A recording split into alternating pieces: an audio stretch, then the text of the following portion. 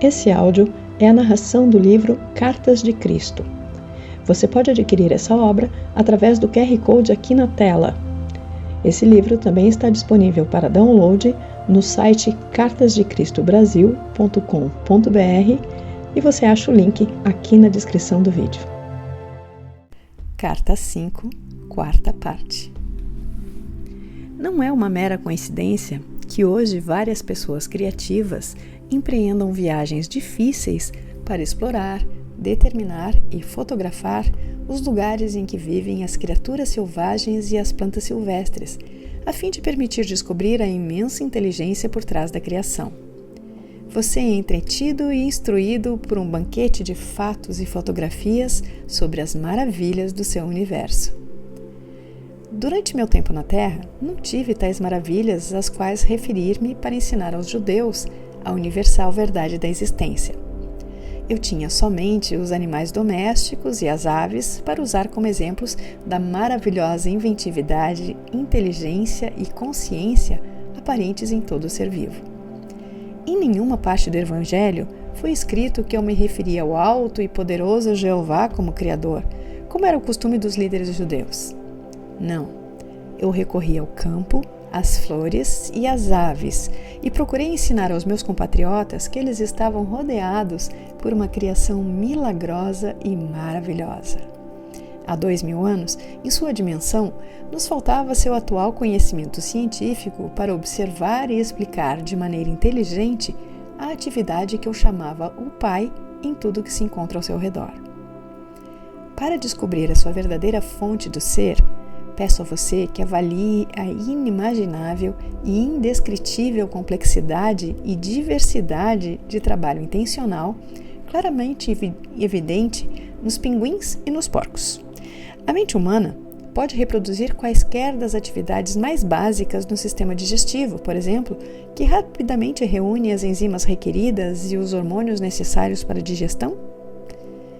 Como a mente finita, que é incapaz de perceber claramente o verdadeiro processo criativo governado pelo conhecimento instintivo, ousa declarar explicitamente, desafiando a contradição, que compreende as verdadeiras origens da criação e as forças que deram forma à criação. Que arrogância!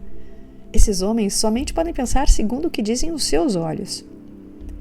Vejo a ignorância científica atual com compaixão amorosa, com certo grau de divertimento e um grande desejo de alfinetar seu orgulho, pois, enquanto alguém não questionar a sua autossatisfação e posição de infalibilidade, o verdadeiro casamento entre as eternas verdades e o conhecimento científico humano não poderá acontecer. Porém, terão que fazê-lo, ou a evolução espiritual humana ficará paralisada. Os cientistas têm a mente excessivamente cheia de conhecimento livresco especializado, de fórmulas e equações aceitas, e têm também uma grande necessidade de aprovação e reconhecimento dentro da comunidade científica, o que impede a penetração mística de inteligências mais elevadas. Peço aos leitores destas cartas que formem uma associação para, em meu nome, desafiar a ciência e perguntar: em que momento da evolução no mundo material a consciência foi percebida pela primeira vez? Repito, e digo isso seriamente, pergunte ao cientista em que momento da evolução do mundo percebe-se pela primeira vez a consciência. Na célula viva? Se a resposta for a célula viva, pergunte se a consciência já era perceptível nas moléculas vivas que se combinaram para formar a célula e se envolverem em uma membrana tão inteligentemente desenhada que permitia o consumo de alimento selecionado e o descarte do resíduo tóxico. Como ela reconhecia o resíduo tóxico? E se aceitar que a consciência poderia estar presente nas moléculas vivas, não seria necessário perguntar se as propriedades químicas que formaram uma molécula viva não teriam possuído elas mesmas a consciência que finalmente as impulsionou e projetou em uma combinação viva para formar uma molécula? E tendo retrocedido até esse ponto nas origens da existência, as propriedades químicas, ainda seria necessário perguntar por que a consciência deveria se tornar uma presença viável somente dentro das substâncias químicas, por que não nos elementos nos quais a individualidade tomou forma pela primeira vez? E se aceitar que ela estaria nos elementos, por que se deveria negar que a consciência impulsione as partículas elétricas para formar os elementos? É racional negar tal possibilidade? E tendo chegado a tal possibilidade, não se deveria ir mais longe e perguntar de onde vem o eletromagnetismo? Qual é a realidade da eletricidade para além dos raios de luz intensos, agora descritos pela ciência como fótons e elétrons? E qual é a realidade do magnetismo para além das energias gêmeas de ligação e rejeição, estes impulsos de energia que trouxeram a estabilidade e a ordem ao caos? Pergunte à ciência, de onde vem o eletromagnetismo, que é responsável pelos passos mais básicos na criação de um universo organizado e disciplinado, de uma complexidade e diversidade impossível de imaginar? Tentarei agora explicar, com suas palavras, aquilo que está além das palavras, e neste momento, além de toda a compreensão terrena individualizada. Por isso, ainda que o intelecto ajude o cérebro a compreender as realidades espirituais que estou expondo para você, também cria uma barreira à verdadeira percepção e experiência espiritual. Por esta razão, considere as referências à dimensão universal final como simples preposições, ideias, vislumbres de formas resumidas de consciência da realidade por trás e dentro do seu universo. Leve cada uma dessas ideias, uma a uma, à meditação. O que eu estou querendo explicar está inteiramente na consciência e é da consciência sem parâmetros nem fronteiras. Se você está suficientemente evoluído espiritualmente para seguir-me até aqui, para além das palavras, você começará a compreender espiritualmente tudo o que eu tenho tentado dizer. As palavras guiarão você para as novas visões do ser que serão abertas em seguida. Persevere. A luz, gradualmente, talvez imperceptivelmente, penetrará em sua mente e você terá pequenas aberturas da visão interior. São muitos os que experimentaram um pequeno clarão de visão interior, os que brevemente sentiram um toque da consciência divina e logo, sem ousarem continuar crendo no momento transcendente de seu despertar, começaram a questionar, duvidaram e, finalmente, dispersaram o pequeno influxo da consciência divina. Cuide para não fazer o mesmo. A incredulidade o atrasará, o prenderá ao plano da existência material mais do que você pode imaginar. Seja o que for que seja dado a você e que você seja capaz de receber, apanhe rapidamente e não duvide. A dúvida destrói o progresso firme porque cria suas próprias formas de consciência, as quais suprimirão e mesmo erradicarão a visão interior que tem alcançado anteriormente. Portanto, a sua escolha de pensamentos, convicção ou incredulidade, dúvida ou fé, constrói ou destrói o seu progresso na busca da verdade. Qualquer negação apaga de sua consciência o progresso que você tenha conquistado. Além disso, quanto mais alto você ascender na verdade espiritual, mais poderosos se tornam os seus pensamentos. Assim sendo, crie e mantenha firmemente o seu próprio impulso espiritual e não permita que ninguém interfira e enfraqueça esse impulso. Mantenha-se firme em suas percepções anteriores. Em tempos de dúvida, navegue com pensamentos positivos usando afirmações iluminadoras, agarrando-se às orientações inspiradoras prévias e recordando dos momentos em que suas vibrações de frequências de consciência estavam mais altas. Usando a força de vontade, escolhendo afirmações que contenham pepitas de ouro de verdade espiritual, retorne uma vez e outra vez a esse nível mais elevado de consciência. Não se renda por preguiça mental aos altos e baixos das energias espirituais da consciência, nem se converta em uma gangorra espiritual. Enfatizo fortemente esse perigo de autoobstrução. Torne-se ativamente consciente dele. Se você conhece algo das narrações de minha vida na Palestina, lembrará que eu também sofri o fenômeno dos altos e baixos da consciência espiritual e que foi necessário retirar-me para as colinas para rezar, meditar e renovar as minhas forças espirituais. Portanto, compreenda os seus períodos áridos, porém não ceda passivamente a eles, pois conduzirão você a uma mudança indesejável de atitudes e padrões mentais e emocionais. recorra conscientemente à sua fonte do ser para receber nova força para a elevação das frequências de sua consciência. E assim, essas fases negativas se reduzirão enormemente em força e duração. Digo novamente, esteja atento para o modo como você usa a sua mente. Deixe que a sua atividade mental seja sempre construtiva, a fim de que ela possa contribuir para seu crescimento espiritual e não seja um contínuo obstáculo. Após tudo o que foi dito anteriormente e depois de ter ditado o restante desta carta, o canal começou a questionar sua possível recepção pública, porque lhe pareceu muito pragmática para ser atraente às pessoas acostumadas a imaginar um poder magnífico ou ser ou algo totalmente diferente que criou o universo. De fato, fiz muitos esforços para descrever a imensidão do poder do qual todas as coisas provêm, mas como disse, é impossível expor em termos humanos a realidade da fonte do seu ser. As almas espiritualmente evoluídas, que são levemente inspiradas pela consciência divina, relatam que a experiência é completamente bela e gloriosa e inteiramente inesquecível, ainda que não plenamente descritível em termos humanos. Essa experiência mística é possível quando as frequências vibratórias da mente já são elevadas e a consciência inteira está inundada com raios da consciência divina. É uma condição que envolve mais os sentimentos do que o intelecto e as células do cérebro. Nessa situação em que tenho que inspirar a mente e as células do cérebro do meu canal com a descrição da realidade de sua fonte do ser, e ela tem que interpretá-la em palavras, preciso ter cuidado para não interferir com demasiada força nas frequências vibratórias de consciência nas quais estão trabalhando as células do cérebro dela. Houve momentos em que foi perigoso seguir adiante, e assim interrompi o funcionamento do seu computador para romper o contato.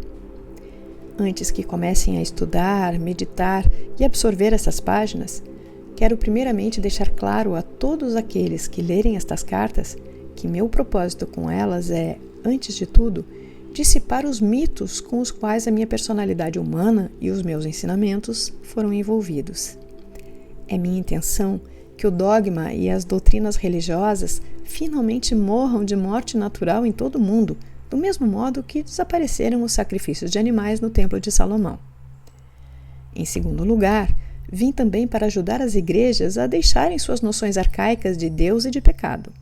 Nenhum verdadeiro progresso espiritual é possível até o surgimento de uma clara compreensão de que cada pessoa é responsável pela maneira como se desenvolve a sua vida. Em terceiro lugar, vim para retirar de sua mente as imagens de um Deus onipotente, de magnificência, grandeza e poder ativo ilimitado, que recompensa os virtuosos e castiga os malvados. Estas crenças, ainda que reconfortantes, são totalmente errôneas. Em quarto lugar, estou explicando a verdade do ser para finalmente dissipar o velho conceito de Deus sentado no alto em alguma parte do céu, de onde se diz que ele criou o mundo e tudo o que ele contém em um tempo relativamente curto. Em quinto lugar, vim também expressamente para ajudar a ciência a lançar uma ponte sobre o abismo entre consciência universal e o surgimento das partículas elétricas.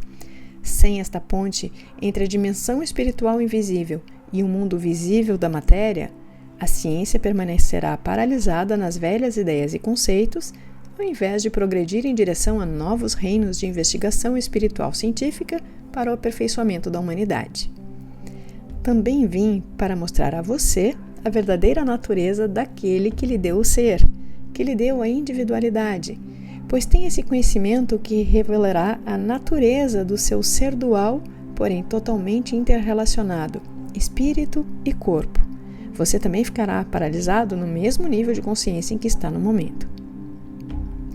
Quero deixar absolutamente claro que nada vem do nada. Esse é um refrão bem conhecido entre vocês e é absolutamente verdadeiro. Entretanto, há um fundamento do ser, eterno, infinito e consistente, e isso é o que eu vou revelar. Você não foi criado, você extraiu o seu ser dele. Evidentemente, Você não poderia ter saído de algo totalmente estranho à sua própria consciência. Estou pedindo ao meu canal que escolha alguns exemplos terrenos comuns e compreensíveis.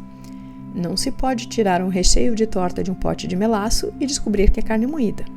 Não se pode espremer laranja e fazer do suco cerveja de gengibre. Não se pode encher um balão de ar, estourá-lo e encontrar gelatina gotejando. Todos os exemplos mencionados acima, eleitos pelo meu canal, são exemplos de lógica. Quero que você perceba que o universo inteiro é uma manifestação de lógica e de efeitos lógicos consistentes, surgidos de relações de causalidade. Seu universo é constituído de causas e efeitos tornados visíveis. Este é um princípio inalterável da existência. Se há casos de alterações, tais como experiências paranormais ou curas instantâneas, a pessoa mediana fica espantada e a ciência se nega a crer que tal coisa seja possível. À medida que minhas explicações se aprofundarem, você compreenderá finalmente como tais alterações ocorrem de maneira lógica e eficaz. Em outras palavras, essas alterações ocorrem segundo leis espirituais naturais e sempre servem a um propósito necessário. Não há nada nem sentido nenhum em nenhuma parte da criação, nem sequer em uma formiga ou mosquito, a menos que a mente de uma entidade tenha nascido defeituosa ou tenha sido danificada. Assim, isso é claro. Você vive e opera em um universo físico que manifesta o grau mais elevado de inteligência e atividade com propósito na criação da matéria em si, nos corpos físicos de todas as entidades individuais, desde plantas até os seres humanos. Infelizmente, esse alto grau de inteligência e cuidadoso propósito é apenas mínimo na consciência manifestada pelas mesmas entidades criadas, desde as plantas até os seres humanos. Em outras palavras, o corpo através do qual você vive e no qual pensa, sente e realiza suas atividades, manifesta em seus órgãos físicos e funcionamento um grau de inteligência e de propósito amoroso muito mais elevado do que o de sua consciência humana. Os interesses humanos estão principalmente envolvidos nos problemas da sobrevivência diária pessoal, do desfrute dos prazeres e da satisfação física e emocional. Para conquistar esses propósitos, a maioria das pessoas utiliza os produtos fabricados com matéria. Mesmo as mentes dos cientistas não podem desvendar totalmente os segredos ocultos da existência terrena e, apesar de todo o seu conhecimento científico, estão tão atolados nos caminhos da existência quanto aqueles que não possuem nenhum conhecimento. Portanto, é uma conclusão lógica que aquele do qual você extraiu o seu ser físico é imenso, não somente em tamanho, mas também em uma imensidão de força de vontade, a vontade para a autoexpressão e criatividade. Visualize durante um momento o tamanho do universo material, o Sol e seu calor, a Lua, o planeta Terra, o Sistema Solar, as galáxias de estrelas e o fato de que esta matéria visível é totalmente interdependente e também dependente do movimento dos corpos planetários e está sujeita às leis universais de função e movimentos perpétuos. Este vasto universo teve suas origens e foi extraído do fundamento de seu ser, e a totalidade da força-energia de vida do universo tem saído do mesmo fundamento do ser. Logo, não desanime se em meus esforços em analisar para você os componentes espirituais da sua fonte do ser, você perceber que compreende o que esses componentes são e que você possui em uma medida muito, muito limitada os mesmos componentes espirituais da consciência em si mesmo. Você extrai tudo o que você é, espiritual, mental, emocional e fisicamente, de sua fonte do ser. Antes de explicar como isso pode acontecer, quero que me acompanhe em certos passos para ajudar a sua mente a absorver a imensidão daquele do qual o seu ser foi extraído. Depois de ler as próximas páginas até o final da carta, medite e visualize sobre cada parágrafo individualmente, pois somente deste modo as palavras começarão a crescer em compreensão e assumir a realidade espiritual de seu significado verdadeiro.